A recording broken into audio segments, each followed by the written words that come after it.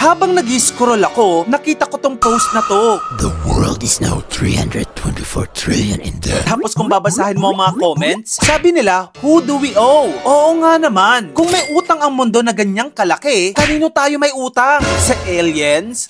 Kaya naman nag-research ako. At totoo nga, confirmed. Ngayong 2025, umabot ang global debt sa $324 trillion. Take note, dollars yan ha. At kapag dinivide mo yan sa buong populasyon ng buong mundo, which is nasa 8.142 billion, lalabas na ang bawat isa sa atin ay may utang na $39,794 o halos 2.3 million pesos kada tao. Oo, ikaw na nananahimik dyan sa Gedli, may utang na 2 milyon. Kaloka. Wait, pero kanino? So ayun na nga, nag-research tayo mga kamagkano. Ayon sa Institute of International Finance or IIF, ang global debt ay tumaas ng $7.5 trillion sa first quarter pa lamang ng 2025. Kaya naman from around $316 trillion, naging $324 trillion na. This is driven by major economies tulad ng China, France, and Germany. Pero hindi lang ang gobyerno ang nangungutang. Dahil ang public debt o utang nating mga normal na madlang people ay umaabot din ng $102 trillion by the end of 2024. Yan ay ayon sa UNCTAD. Pero wait. Sino nga ba ang nagpapautang? At sino ang pinapautangan? Tara, alamin natin. Yung mga creditors or yung mga nagpapautang, mostly private creditors and markets yan. Karamihan mga bangko. Maliban sa kanila, nagpapautang din ng iba't ibang mga gobyerno ng mga bansa. Nag-i-issue sila ng mga bonds na binibili ng iba't ibang bansa o central banks. How about yung mga debtors o yung mga umuutang?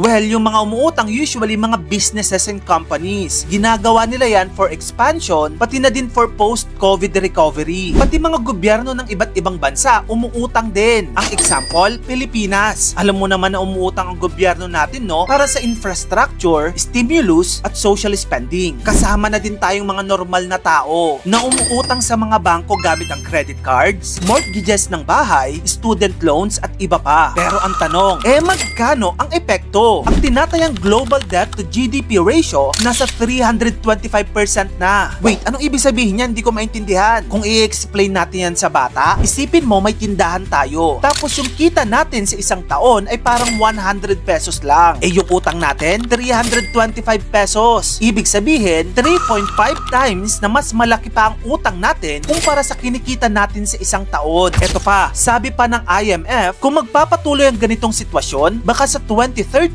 ang utang ng buong mundo ay kasing laki na ng kita natin sa isang taon. At sa 2027, mas mataas pa. Parang kung i-imagine mo, 117 pesos na utang sa bawat 100 pesos na kinikita. Sobrang taas nito. Pinakamataas mula pa nung World War II. How about naman dito sa atin sa Pilipinas? As of end of 2024, ayon sa Bureau of Treasury, umaabot na sa 14.5 trillion pesos ang utang ng Pilipinas. Nahati ito sa dalawa. Una yung domestic debt, which is galing sa mga government bonds na binibili ng local banks, insurance companies at investors. And then yung isa naman is external debt, which is inuutang natin mula sa ibang mga bansa, international lenders tulad ng World Bank at Asian Development Bank. Bakit daw tayo umuutang? Una, budget deficit. Kulang daw yung budget natin. Pangalawa, infrastructure projects, tulay, kalsada, subway at iba pa. Andyan din yung social services at disaster recovery. Ang tanong, paano natin binabayaran ng trilyong utang na ito? Of course, sa ating mga taxes. Kaya medyo mataas na yung mga VAT, income tax, excise tax sa fuel, alak, sigarilyo at iba pa. So yun na nga mga kamagkano. Kung tatanungin mo, saan galing ang utang ng mundo? Ang sagot, tayo lang din. Anyway, kung gusto mo pa ng magito pang klaseng insightful contents, dito lang yun sa channel ko, kaya follow ka na. Meron na rin pala akong bagong YouTube channel. Baka naman mag-subscribe ka na rin doon. Yun lang, maraming salamat sa panonood mga kamagkano.